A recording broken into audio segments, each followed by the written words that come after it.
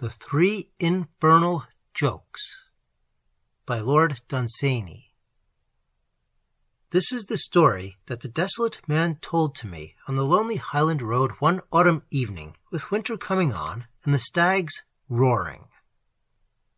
The saddening twilight, the mountain already black, the dreadful melancholy of the stags' voices, his friendless, mournful face, all seemed to be of some most sorrowful play staged in that valley by an outcast god, a lonely play of which the hills were part, and he the only actor.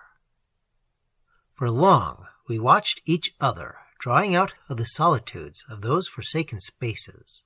Then, when we met, he spoke. "I will tell you a thing that will make you die of laughter. I will keep it to myself no longer. But first, I must tell you how I came by it." I do not give the story in his words, with all his woeful interjections, and the misery of his frantic self-reproaches, for I would not convey unnecessarily to my readers that atmosphere of sadness that was about all he said, and that seemed to go with him wherever he moved. It seems that he had been a member of a club, a West End club, he called it, a respectable but quite inferior affair, probably in the city. Agents belonged to it, fire insurance mostly, but life insurance and motor agents too. It was, in fact, a touts club. It seems that a few of them, one evening, forgetting for a moment their encyclopedias and non-stop tires, were talking loudly over a card table when the game had ended about their personal virtues, and a very little man with waxed mustaches, who disliked the taste of wine, was boasting heartily of his temperance. It was then that he who told this mournful story, drawn on by the boasts of others, leaned forward a little over a green baize into the light of the 2 guttering candles, and revealed, no doubt a little shyly, his own extraordinary virtue. One woman was to him as ugly as another, and the silenced boasters rose and went home to bed, leaving him all alone, as he supposed, with his unequalled virtue. And yet he was not alone, for when the rest had gone, there arose a member out of a deep armchair at the dark end of the room and walked across to him, a man whose occupation he did not know and only now suspects. "You have," said the stranger, "a surpassing virtue." "I have no possible use for it," my poor friend replied. "Then doubtless you would sell it cheap," said the stranger. Something in the man's manner or appearance made the desolate teller of this mournful tale feel his own inferiority, which probably made him feel acutely shy, so that his mind abased itself as an Oriental does his body in the presence of a superior, or perhaps he was sleepy, or merely a little drunk. Whatever it was, he only mumbled, "Oh yes," instead of contradicting so mad a remark, and the stranger led the way to the room where the telephone was. "I think you will find my firm will give a good price for it," he said, and without more ado, he began with a pair of pincers to cut the wire of the telephone and the receiver. The old waiter who looked after the club they had left shuffling round the other room, putting things away for the night. "Whatever are you doing of?" said my friend. "This way," said the stranger. Along a passage they went, and away to the back of the club, and there the stranger leaned out of a window and fastened the severed wires to the lightning conductor. My friend had no doubt of that, a broad ribbon of copper, half an inch wide, perhaps wider, running down from the roof to the earth. "Hell," said the stranger with his mouth to the telephone. Then silence for a while, with his ear to the receiver, leaning out of the window. And then my friend heard his poor virtue being several times repeated, and then words like yes and no. "They offer you 3 jokes," said the stranger, "which shall make all who hear them simply die of laughter." I think my friend was reluctant then to have anything more to do with it. He wanted to go home. He said he didn't want jokes. "They think very highly of your virtue," said the stranger, and at that, odd as it seems, my friend wavered, for logically, if they had thought highly of the goods, they should have paid a higher price. "Oh, all right," he said.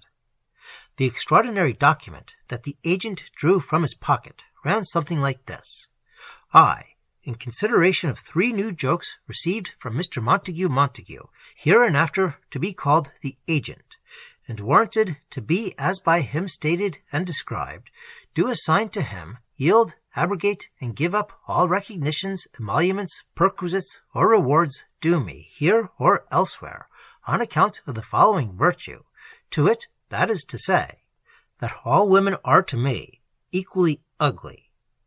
The last 8 words being filled in ink by Mr. Montagu-Montague. My poor friend duly signed it. "These are the jokes," said the agent.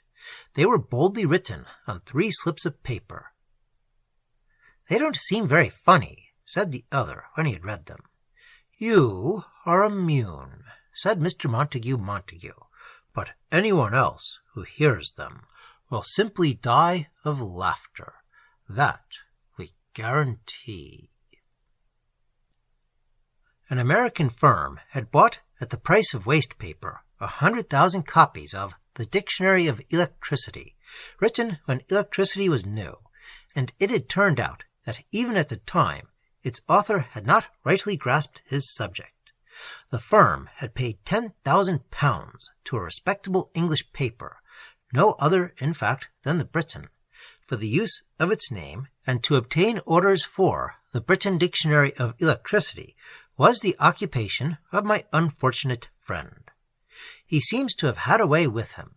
Apparently, he knew by a glance at a man, or a look round at his garden, whether to recommend the book as an absolutely up-to-date achievement, the finest thing of its kind in the world of modern science, or as at once quaint and imperfect, a thing to buy and to keep as a tribute to those dear old times that are gone.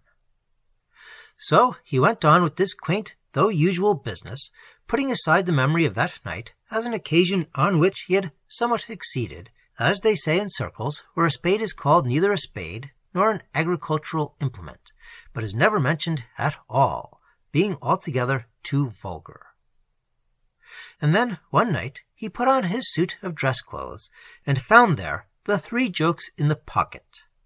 That was perhaps a shock. He seems to have thought it over carefully, and the end of it was he gave a dinner at the club of 20 of the members. The dinner would do no harm, he thought, might even help the business, and if the joke came off, he would be a witty fellow, and 2 jokes still up his sleeve. Whom he invited, or how the dinner went, I do not know, for he began to speak rapidly, and came straight to the point, as a stick that nears a cataract suddenly goes faster and faster. The dinner was duly served, the port went round, the 20 men were smoking, 2 waiters loitered, when he, after carefully reading the best of the jokes, told it down the table. They laughed. One man accidentally inhaled his cigar smoke and spluttered. The 2 waiters overheard and tittered behind their hands. One man, a bit of a raconteur himself, quite clearly wished not to laugh, but his veins swelled dangerously in trying to keep it back, and in the end he laughed too. The joke had succeeded. My friend smiled at the thought. He wished to say little deprecating things to the man on his right, but the laughter did not stop, and the waiters would not be silent. He waited and waited, wondering. The laughter went roaring on, distinctly louder now, and the waiters as loud as any. It had gone on for 3 or 4 minutes when this frightful thought leaped up all at once in his mind. It was forced laughter. How could anything have induced him to tell so foolish a joke? He saw its absurdity as in revelation, and the more he thought of it as these people laughed at him, even the waiters too, the more he felt that he could never lift up his head with his brother touts again. And still the laughter went roaring and choking on. He was very angry. There was not much use in having a friend, he thought, if one silly joke could not be overlooked. He had fed them too, and then he felt that he had no friends at all, and his anger faded away, and a great unhappiness came down on him, and he got quietly up and slunk from the room, and slipped away from the club. Poor man! He scarcely had the heart next morning even to glance at the papers. But you did not need to glance at them. Big type was bandied about that day, as though it were common type. The words of the headlines stared at you, and the headline said, 22 dead men at a club. Yes, he saw it then. The laughter had not stopped. Some had probably burst blood vessels. Some must have choked. Some succumbed to nausea. Heart failure must have mercifully taken some, and they were his friends after all, and none had escaped. Not even the waiters. It was that infernal joke.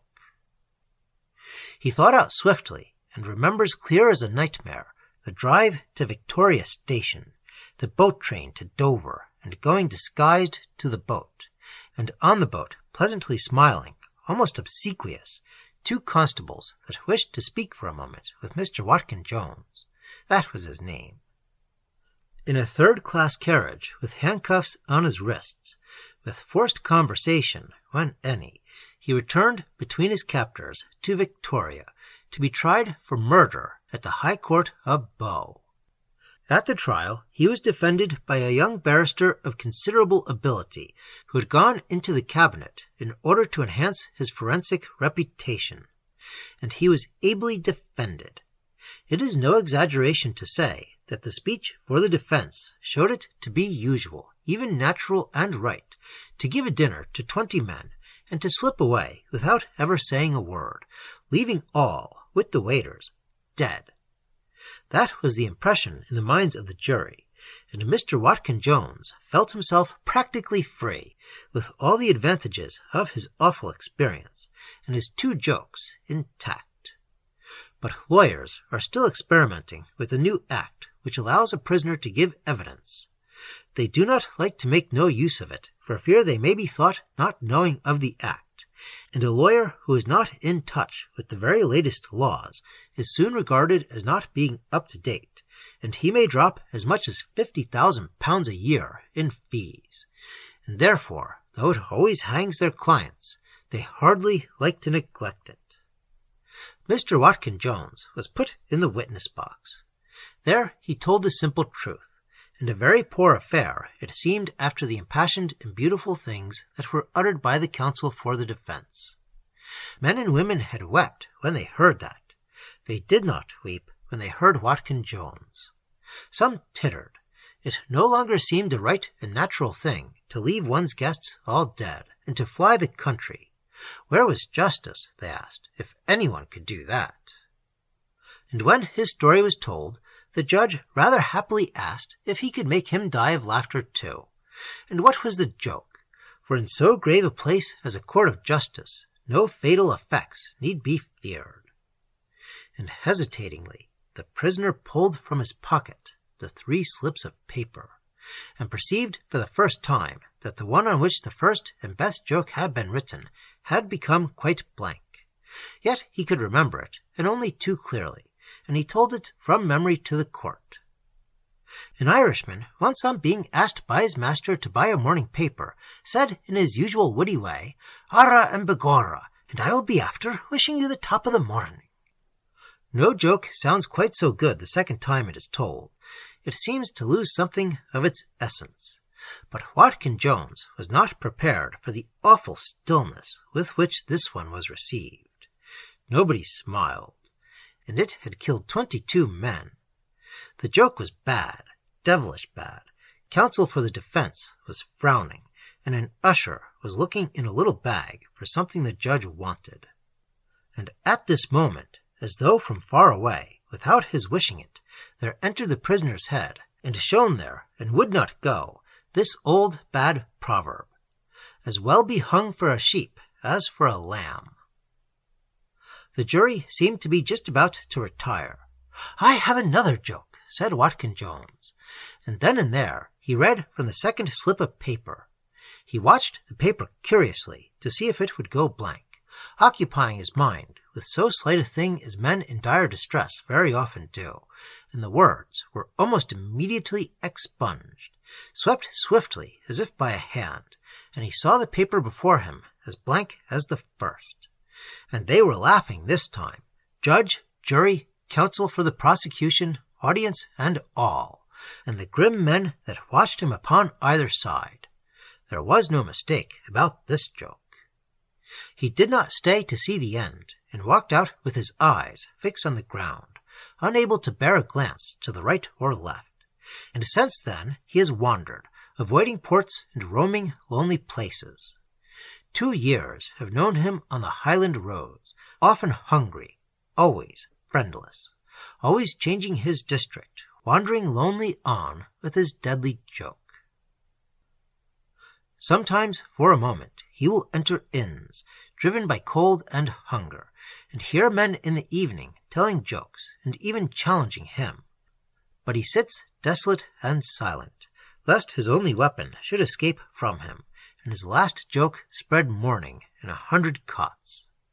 His beard has grown and turned grey, and is mixed with moss and weeds, so that no one, I think, not even the police, would recognize him now for that dapper tout that sold the Britain Dictionary of Electricity in such a different land. He paused, his story told, and then his lip quivered, as though he would say more, and I believe he intended then and there to yield up his deadly joke on that Highland road, and to go forth then with all his 3 blank slips of paper, perhaps to a felon's cell, with one more murder added to his crimes, but harmless at last to man. I therefore hurried on, and only heard him mumbling sadly behind me, standing bowed and broken, all alone in the twilight, perhaps telling over and over even then the last infernal joke.